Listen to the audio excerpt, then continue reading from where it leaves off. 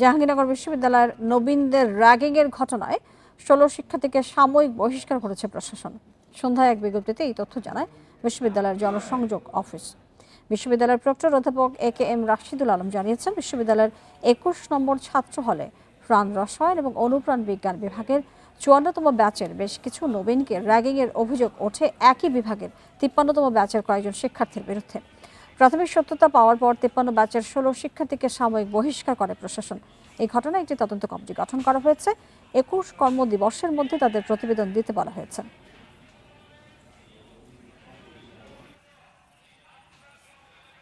এই ঘটনার সাথে সংশ্লিষ্ট, বিশেষ করে যে ঘটনাটি হচ্ছে র্যাগিং, এটা কি শাস্তিযোগ্য অপরাধ।